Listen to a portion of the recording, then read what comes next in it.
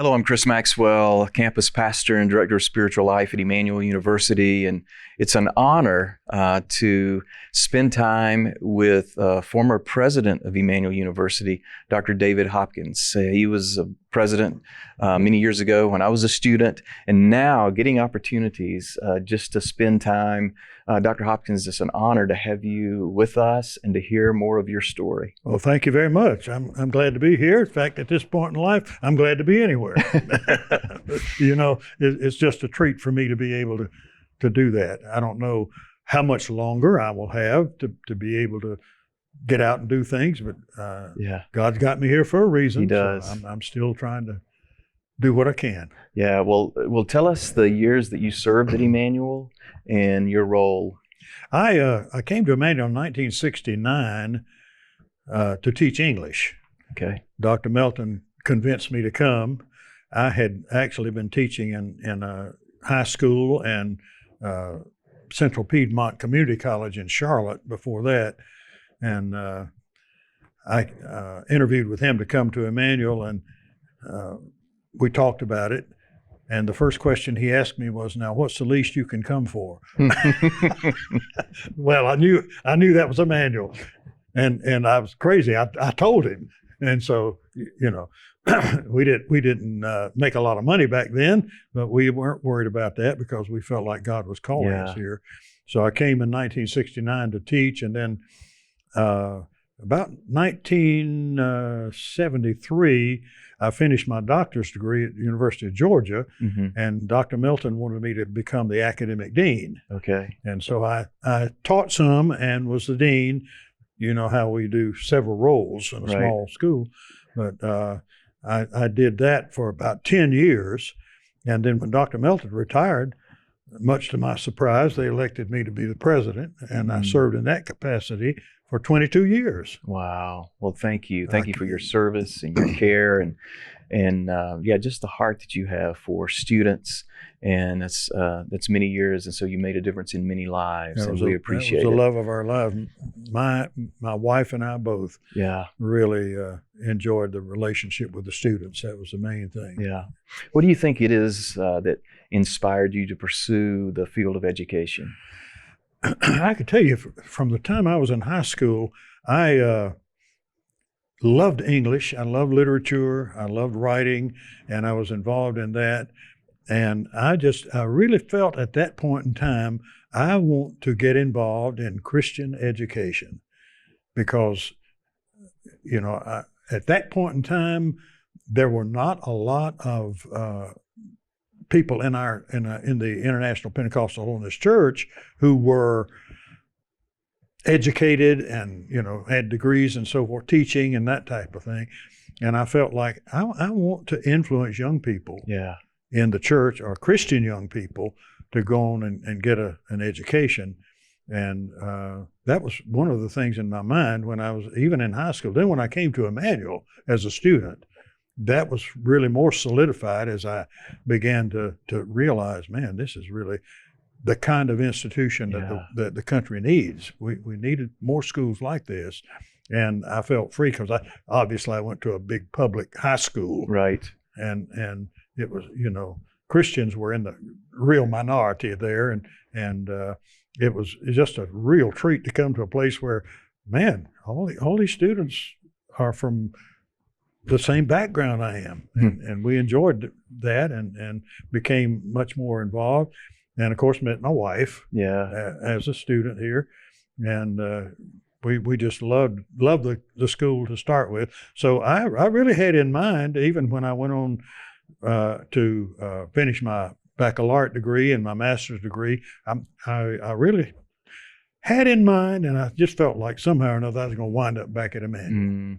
And so it happened. Yeah, it did. And now your name is on a building. And how does that feel when you go and see not just a name there, but knowing you are remembered, you are appreciated? Well, I really appreciate that. I had nothing to do with it, but the board determined that. But I'm so glad it was on the School of Education building, because that was, during the time I was president, we were able to move from a 2-year curriculum to 4 years.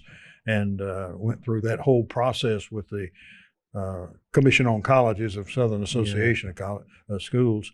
So it was just a really wonderful thing for us to be able to move from just a junior college up to the baccalaureate level. And of course, education was one of the real degrees we wanted to add. Right. And it's important. Man, over the years, Emmanuel has produced some of the greatest teachers. Great teachers. I mean, the schools are really anxious to get them when they graduate, and that's a real mark of success. Yeah. Why is that so important for us to have that opportunity to train teachers who will be then directing future generations? Well, I'm telling you, in terms of the whole culture of our society now, and the direction of the ideologies of universities and colleges, secular institutions, we must have an alternative to that for students who really want to learn about life and what it means to be a follower of Christ, and you just don't get that in many places anymore. And in fact, just the opposite. In a lot of universities and colleges, they're anti-Christian, and right. It's just important that we continue to have institutions that are free to teach and preach the gospel. Yeah.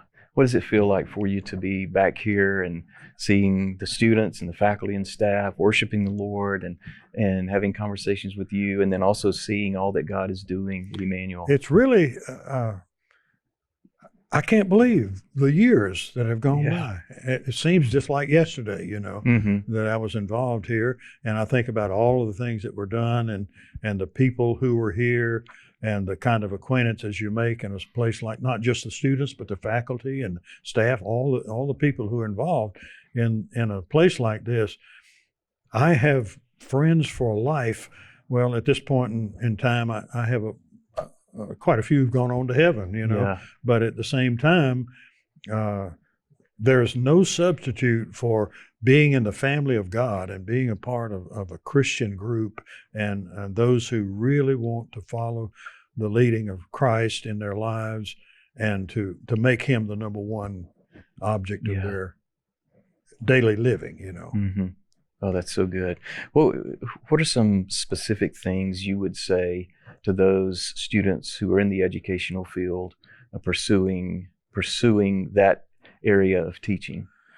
I think it's very important that a person who has been rooted and grounded in the principles of the Bible and just common sense and morality that we don't have anymore.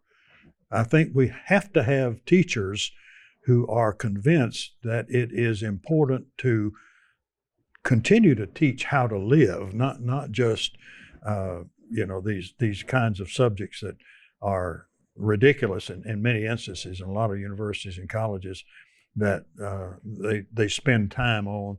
But there again is a tendency in the universities to move toward the more liberal side of things and to exclude anything that has to do with morals and principles and values and that kind of thing. In fact, the world's just upside down now. I mean, it's just our society is just really in a tough situation. And as old as I am, I can look back over the last 50 years and see how much has changed. And I wonder, my goodness, if Jesus tarries, what in the world the next 50 years are going to be like? Yeah. And we got to have some people who are rooted and grounded in the Word of God, not just in subject matter, but in the principles of living that they can convey to students. Yeah. And it's important that we continue to produce teachers like Emmanuel's doing. Yeah. Well, give us just some final words that you would say directly to a student who is going into the education field, some inspiration of, hey, you're going to make a difference. Yeah.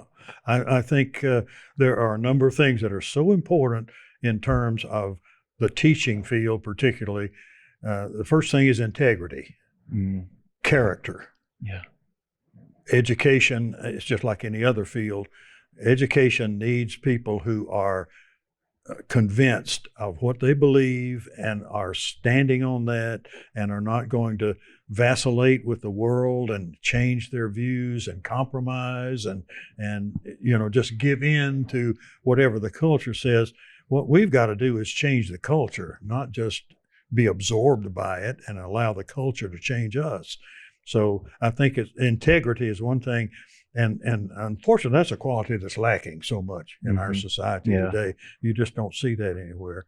And of course, character is not going to come unless you have the understanding that the fruit of the Spirit, love, joy, peace, long-suffering, meekness, gentleness, all of the qualities of God, the character of God that is instilled in us through the Holy Spirit has to come in order for us to have true character of Christ. And then we've got to have those things working in our lives. So I would say character is the first thing. And then consistency. I think knowing what I stand for and know what I believe and being convinced of the fact that I can make a difference in a child's life, even from kindergarten right on up through college. It's important that we really grasp the fact that just little things make a difference. They do. And again, I can point toward you and your wife and others who have finished at Emmanuel, and so many of our graduates who are now just doing a fantastic job, not just in ministry, but in medicine and in business and all these other fields that are so important in life, that we have Christian representatives to offset all the other things that are going on there. It's just critical to do that. And I could think of a number of areas in education that are so vitally important, and discipline and being convinced that I can make a difference in the person's life. And that's got to start from really a very young age, right on up. But it's just imperative that we have Christian teachers these days. Right. Well, we want to thank you. Yeah. Thank you for coming and being with us at Emmanuel. Thank you for your years of serving at Emmanuel and your different roles and responsibilities, and as the president. And President Hearn and I and the leadership team at Emmanuel and our students, faculty, staff, and alum, we all just want to say thank you. Well, thank you for making a positive difference. Thank you. It's a joy for me to see you and President Hearn and others, Cindy Phillips, others on the staff now, Judy Mills. I mean, you know, so many of the students that I taught are now involved in the college here, and that's such a gratifying thing for us to see. Well, again, it's great to have you here, and I appreciate you so much. Thank you. And just thank you for your encouraging and honest words for us. I'm just glad to be here.